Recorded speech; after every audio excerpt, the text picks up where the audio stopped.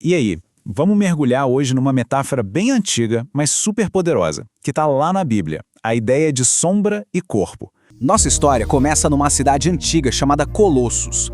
Lá existia uma comunidade cristã bem vibrante, mas que estava passando por um problema sério, uma divisão interna por causa de regras e rituais antigos.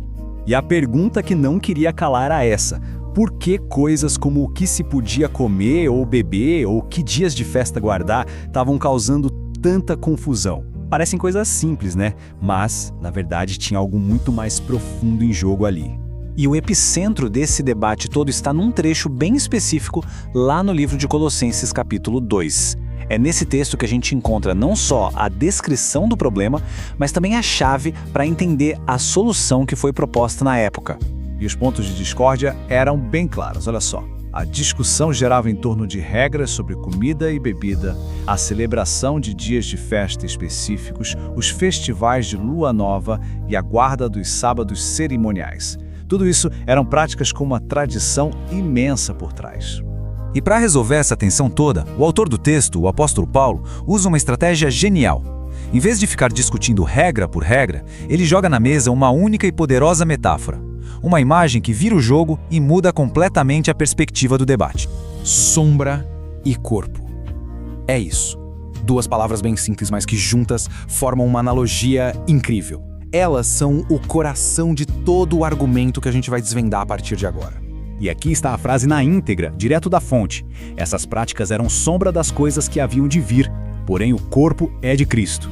Pronto. Com uma única sentença, a discussão toda muda de patamar. Aí, claro, a gente se pergunta, tá, mas o que ele quis dizer com sombra? Como assim um festival é uma sombra? E mais importante, que corpo é esse que projeta essa tal sombra? É exatamente aí que a gente vai entrar agora. Vamos pegar essa ideia que parece meio abstrata, né? Sombra e corpo, e deixá-la super concreta. Para isso, vamos usar umas analogias bem simples do nosso cotidiano mesmo. Então a lógica é a seguinte: a sombra é como se fosse uma prévia, um esboço, um sinal que aponta para algo que ainda vai acontecer. Já o corpo é a coisa real, o evento principal, a substância. Pensa bem, a sombra só existe porque existe um corpo para projetá-la. Pensa, por exemplo, num trailer de filme. O trailer é demais, né? Ele te dá um gostinho da história, mostra as melhores cenas, cria aquela expectativa. O trailer é a sombra, mas ele não é o filme. O filme completo, a experiência de verdade é o corpo. Ninguém assiste só o trailer e fala, pronto, já vi o filme. Ou então, que tal a planta de uma casa? A planta é fundamental, óbvio. Ela mostra o projeto, como tudo vai ser. Ela é a sombra. Mas ninguém mora na planta, né? A casa de verdade, de tijolo e cimento, onde a vida acontece, essa sim é o corpo. E para fechar essa ideia com chave de ouro, pensa no cardápio de um restaurante. Ele descreve os pratos, te deixa com água na boca, ajuda a escolher. O cardápio é a sombra, mas a refeição de verdade, quentinha, saborosa, que chega na sua mesa, essa é o corpo. É ela que mata a fome. Ok? Acho que agora ficou bem clara a diferença entre a prévia e o evento principal, certo? Então vamos voltar lá para o conflito em Colossos e aplicar essa ideia para ver como ela resolve a questão. Vamos só relembrar quais eram as práticas que estavam causando a discórdia. Regras sobre comida e bebida, dias de festa, festivais de lua nova e os sábados. Todos esses rituais e tradições. E aí vem a grande sacada do argumento. Todas essas coisas, por mais importantes que tenham sido por muito tempo, funcionavam como as sombras. Eram os trailers, as plantas, os cardápios, elas estavam apenas apontando para algo muito maior que estava por vir. E aí, a pergunta de $1 milhão. Se essas práticas todas eram a sombra, então qual era o corpo? Bom, segundo o texto de Colossenses, a realidade, a substância para a qual todos esses rituais apontavam era a vinda e a obra de Cristo. Ele era o filme completo, a casa construída, a refeição servida.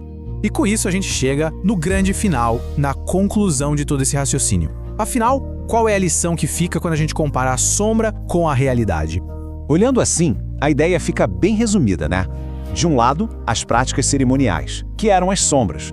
Do outro, a realidade para a qual elas sempre apontaram, a obra de Cristo. O argumento é que uma vez que a realidade chegou, o foco muda. Ninguém fica olhando para a sombra quando o corpo está bem à sua frente. Em outras palavras, o valor daquelas práticas estava na sua função de sinalizar o caminho. Pensa nelas como placas numa estrada, apontando para um destino. As placas são super importantes na viagem. Mas quando a gente chega ao destino, não faz mais sentido ficar parado admirando a placa, né? Isso tudo nos deixa com uma última reflexão bem poderosa. Se as sombras, esses rituais, festivais, essas prévias foram tão importantes e preservadas por séculos, qual não deve ser então a importância e a grandeza da realidade para a qual elas sempre apontaram? Fica aí a pergunta para a gente pensar.